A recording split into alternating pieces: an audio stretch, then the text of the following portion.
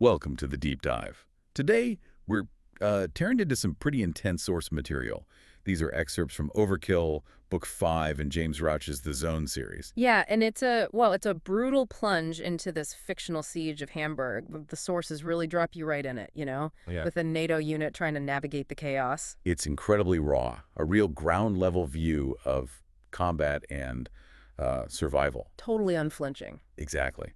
So what we've got are these intense snippets. You've got technical specs on hardware, really sharp dialogue, some pretty gruesome battlefield descriptions. And those moments of very personal reflection, too, from the characters. Right. So our mission here for this deep dive is basically to cut through all that and pull out the key stuff, the crucial insights, the shocking details, and the stark realities this fictional account makes you confront. Think of it as a shortcut, maybe, to understanding the extreme pressure cooker of this besieged world. Yeah, the hardware, the destroyed environment, and just the sheer human cost. Okay, so where do we start? Maybe with the hardware.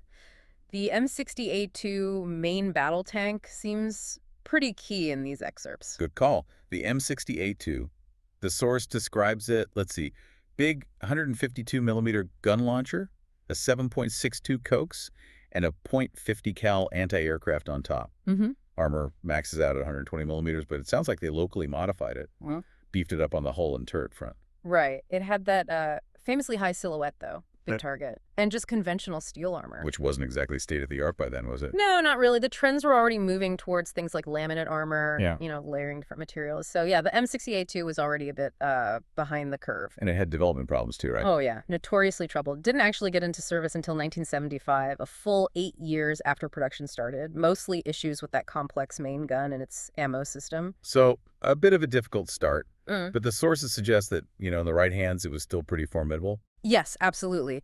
The claim is that with experienced crews, it could definitely hold its own.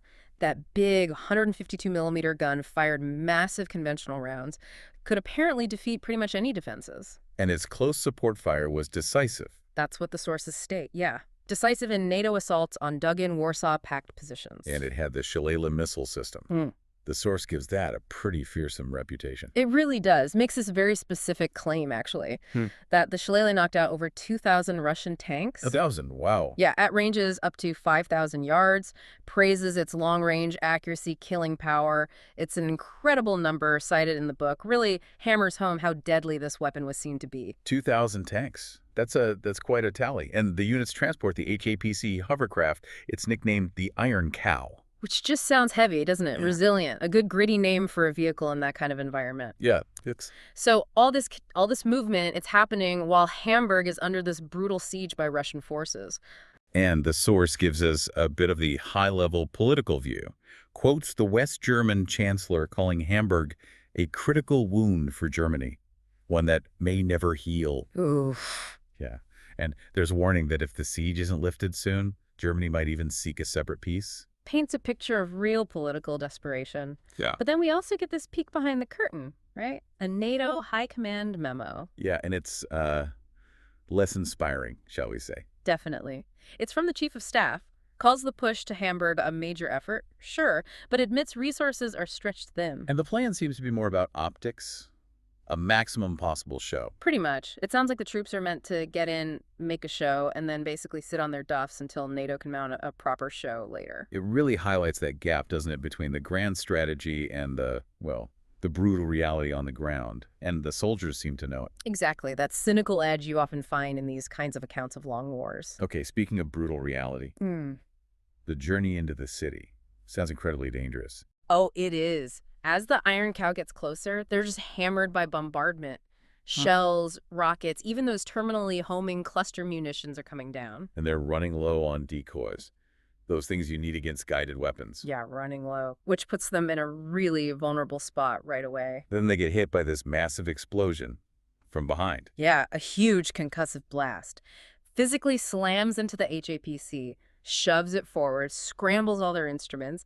Finding where that fire is coming from becomes critical. And this is where Boris comes in, the Russian deserter. Right. He's monitoring the hostile fire locator, but there's definitely tension around him. The source mentions suspicion. Oh, yeah. Some of the crew see communists as this devious and poisonous bunch.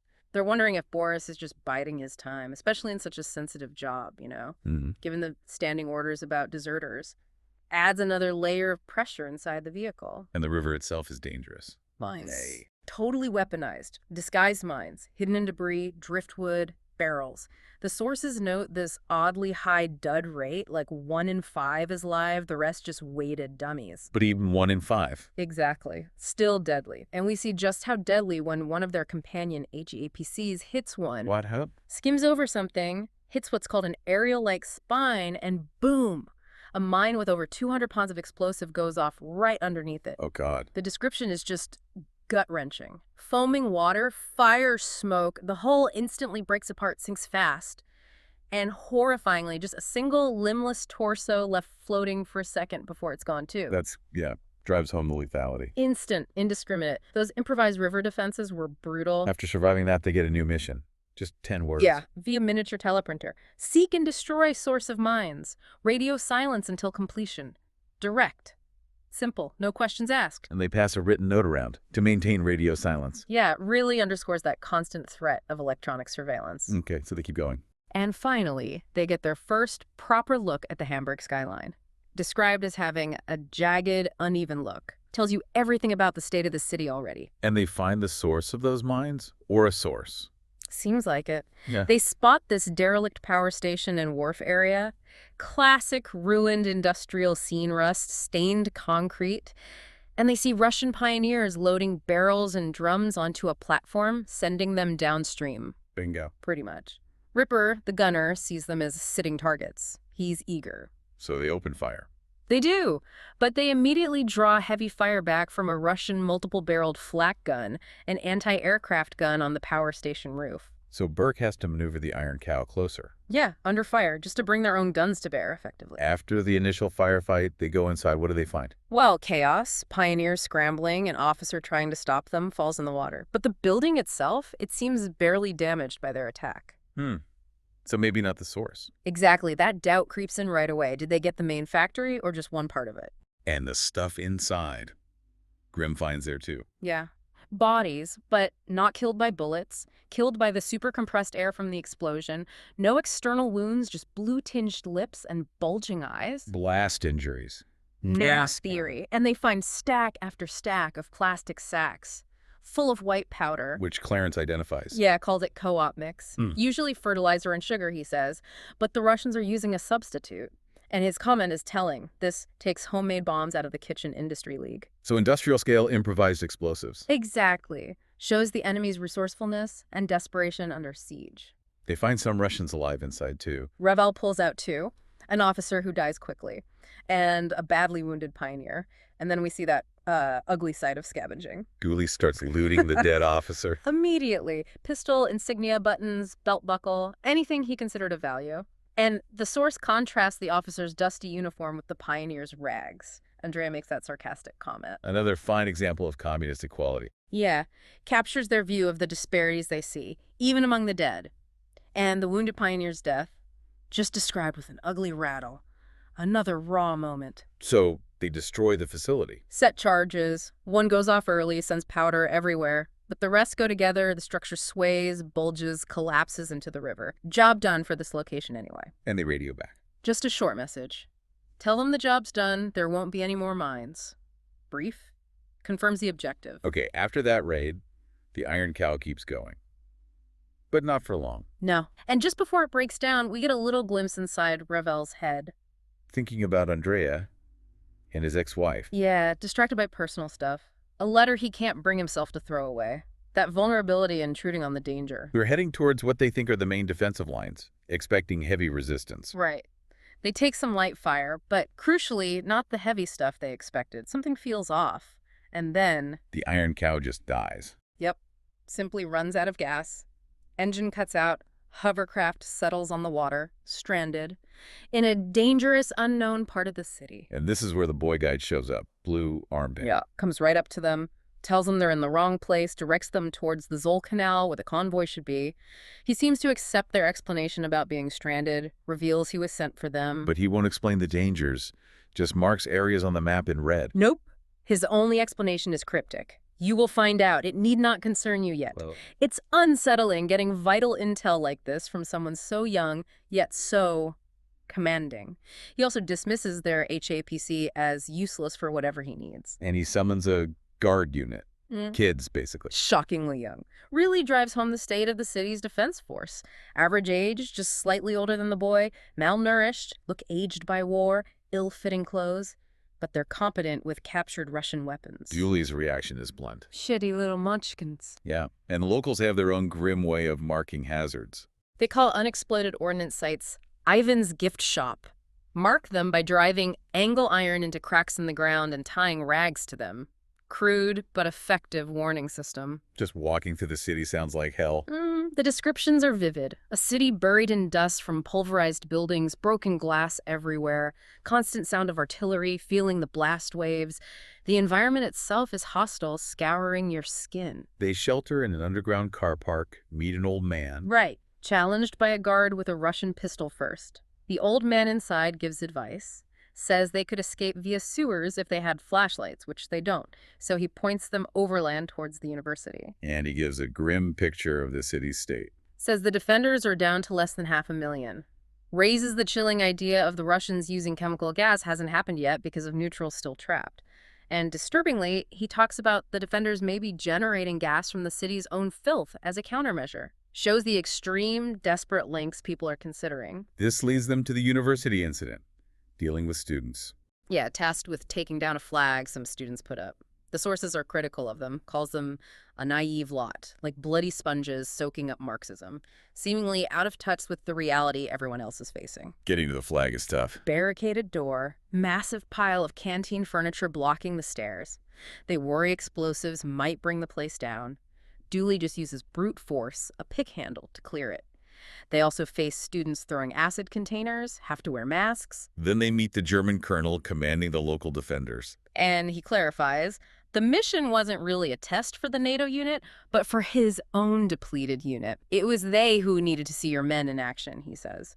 Gives you a sense of his men's weariness, their resilience. His men are a mixed bunch. Variously armed, exhausted, resting.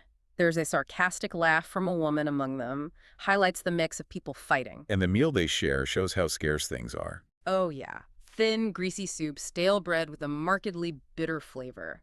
Clarence eats alone, withdrawn.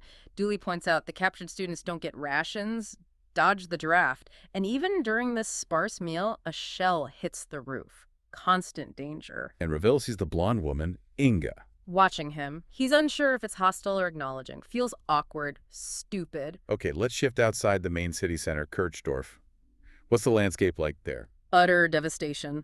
The source says no two bricks remain joined. Only bits of the Autobahn interchange are recognizable half-bridges, pockmarked columns. And the trenches they occupy are horrific. Filled with gruesome stuff, Yeah. lumps of putrefying flesh, fragments of bone, hanks of hair, even an eye still attached to a skull fragment.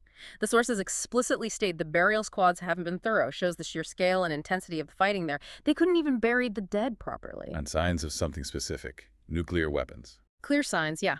Melted stone and steel, swirling dust patterns like miniature tornadoes, those pockmarked columns. Revell identifies them as signs of ground and air nuclear bursts, low-yield, high sub-kiloton weapons. So, tactical nukes.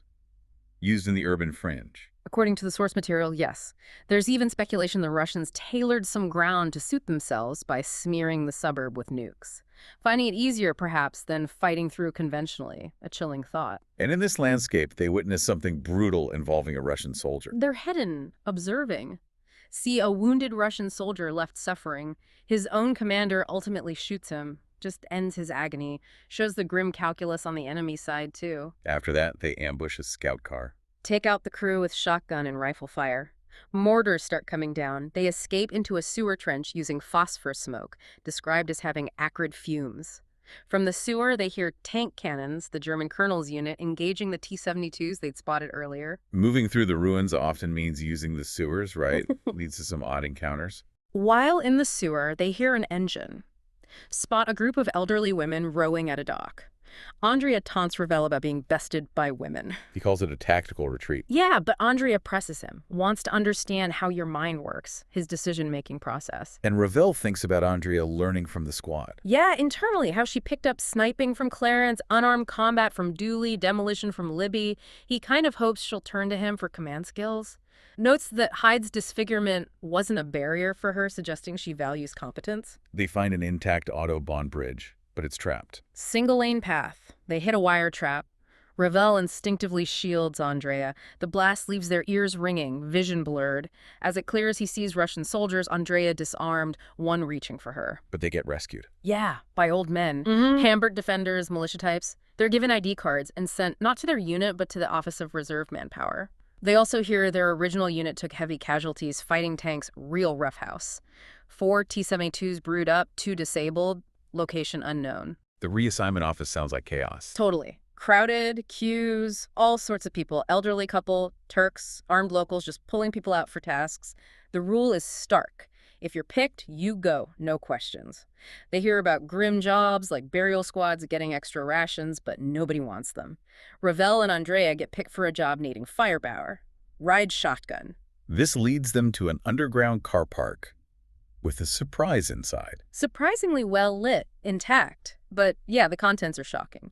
Trestle tables covered with dismantled Soviet and East German bombs and rockets. It's a workshop repurposing captured enemy munitions. And their ride is unusual. Definitely. A camouflage Jaguar XJ saloon car with a machine gun mounted on it, towing a trailer loaded with artillery warheads and explosives, a luxury car turned into a makeshift weapon. They meet Thorne, the guy running this operation. Introduced very casually, makes this chilling offhand comment about the risk of the place going bang, mentioning the Weckstrasse incident where a similar workshop got hit, wiped out the whole shift and half the street above. Constant danger. Walking with Thorne through the front lines shows a harsher reality than they've seen recently. Oh yeah. Pure ruin, desolation, bodies and parts left unburied, covered in flies.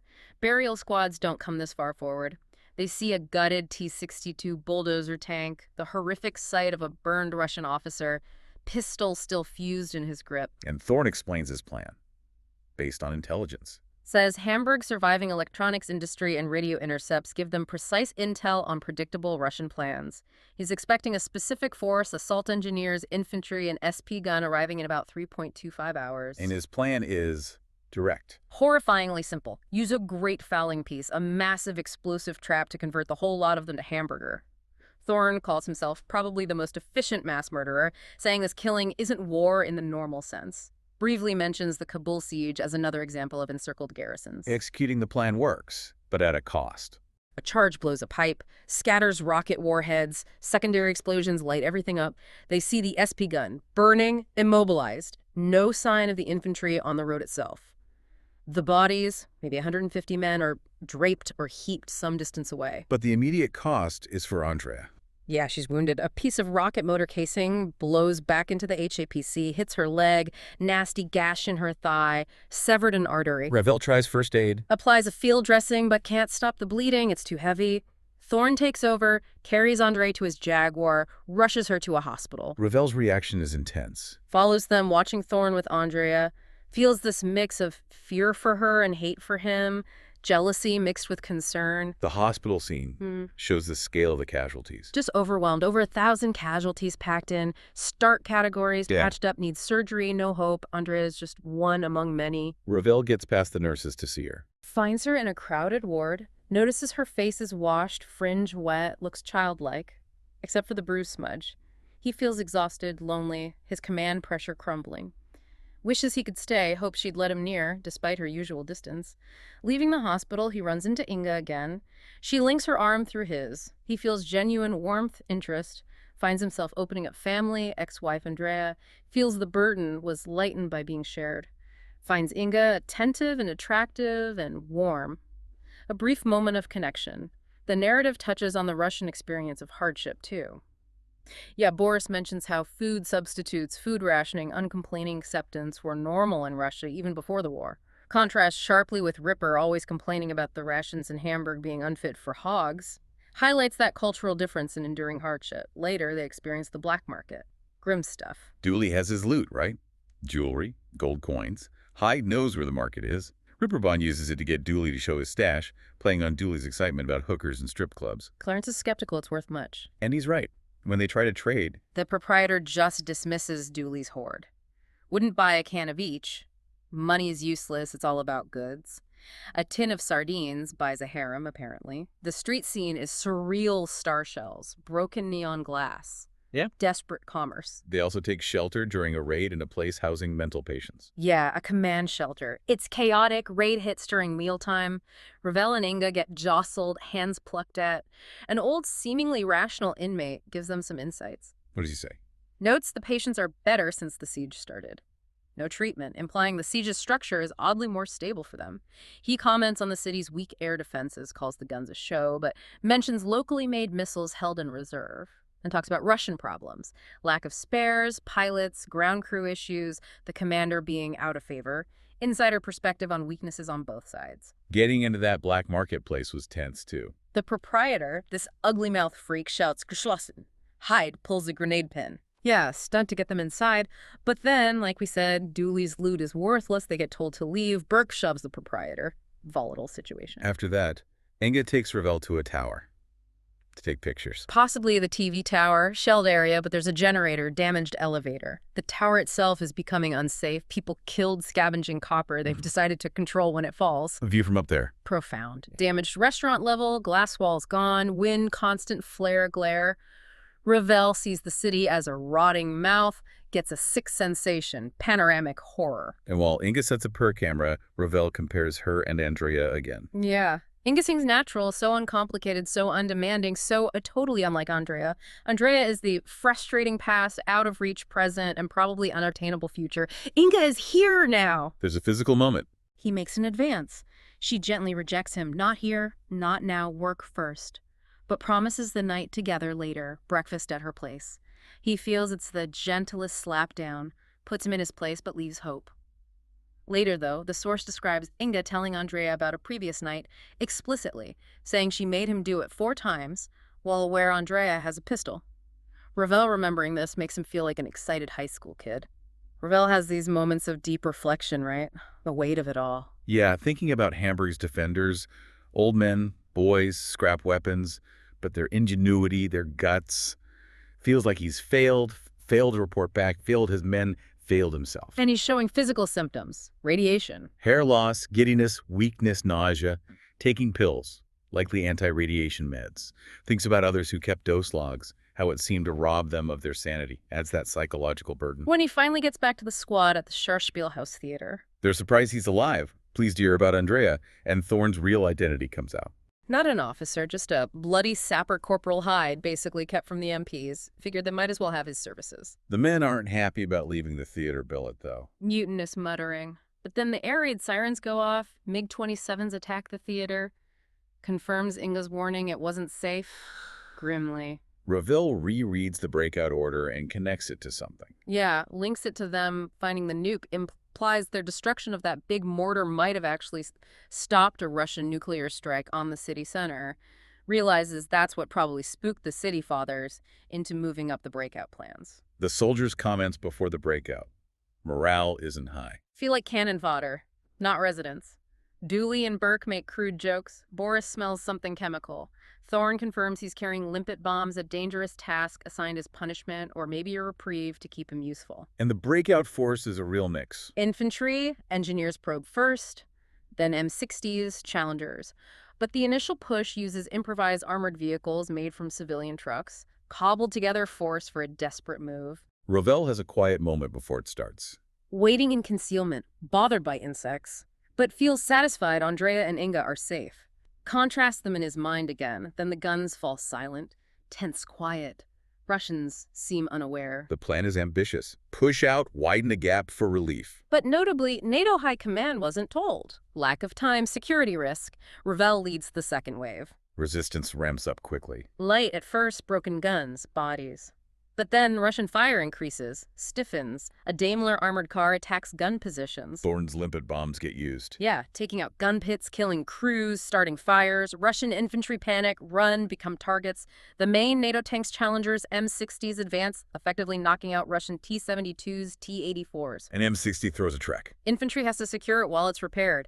They finally reach an abandoned AA missile site. Revell sees it as almost through these last defenses face outwards, expecting relief. And near this site, the most shocking discovery. Yeah, they reach some cabins. Boris grenades one, injures men inside who are finished off. Clarence warns Boris just in time about a flamethrower attacking from between trucks. They kill the operator. And then Ripper smells something. I smell meat again. Dooley finds meat hanging on racks in other cabins. They find a large cast iron stove. And Hyde explains the horror. Reveals the Russians have been eating their dead. And Ours says that's why they've been trying to destroy the evidence. Reaction. Visceral, Dooley retching uncontrollably, Boris staggering away, dizzy, nauseous. Revell retches too, struggles for control, can't even drink water. Clarence watches, surprised, thought Revell was harder. Revell's thoughts are a mix of things here. Revulsion, yeah. But also relief Andrea and Inga aren't there to see him break. Hopes someone takes photos for propaganda, war crimes evidence. Despite the horror, finds solace believing the city and the girls are safe now. Realizes he has to choose between Andrea and Inga, but decides to wait and see what happened. The narrative then loops back slightly, showing Andrea confronting Inga before the breakout. Super tense scene. Andrea demanding details about Revell's night with Inga holding a pistol. Inga recounts details, aware of the gun, saying she made him do it 4 times. He seemed to want me to. Then we jump back to the reassignment office scene, Revell and Inga waiting. Hot, crowded queue. The missing tower is noted. Inga on his arm helps pass the time. Until Andrea shows up. Immediate friction. Yeah. Dislike generated. Was instant and total. Revell tries introductions. Andrea ignores Inga completely. Just asks if the squad's intact. And Andrea passes on that rumor about the squad's big action. About them destroying the mortar, maybe stopping a nuke. Inga grips Revell's arm tighter. He pats her hand. Andrea gives a look of contempt, leaves, limping slightly. Inga then pleads with Revell about safety. Asks if he's rejoining his unit immediately. Clings to him when he tries to pull away. Begs him not to stay at the theater. Says it'll be safer elsewhere. Very important, she says. He agrees to move quarters, just to satisfy her. She embraces him. An old woman watches, approves. He tears himself away, quick kiss, leaves without looking back. And the final bit loops back to the squad at the theater, right before the attack, closing that circle. Yeah. Amazement he's alive. Pleasure about Andrea. Hyde confirming Thord's a corporal he's been hiding. Hyde quelling the muttering about leaving just as the sirens go off, leading into the breakout we already covered. Wow. What an intense journey through this fictional account. We've really gone from tank specs and tactics all the way to the horrors of urban survival, makeshift weapons, moral compromises. And those absolutely shocking discoveries about what total war can drive people to. Yeah, you really see how the account weaves together that strategic disconnect, that tactical grit, the population's resilience, and the massive psychological and physical toll on the soldiers. That contrast between the detached NATO memo and the sheer visceral ground-level experience, culminating in, well, what they found near the front line. It's incredibly stark. Puts it all in perspective. Definitely. So, thinking about all these excerpts from Rouch's Overkill, what does it ultimately suggest about the true cost of survival when conflict gets pushed to these absolute extremes? Well, it leaves you with a pretty chilling question to think about, doesn't it?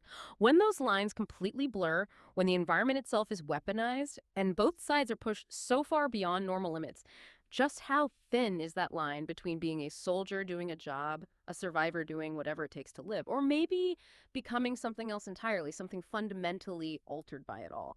The sources really seem to suggest that in total war like this, the cost isn't just lives lost, but maybe humanity itself gets eroded.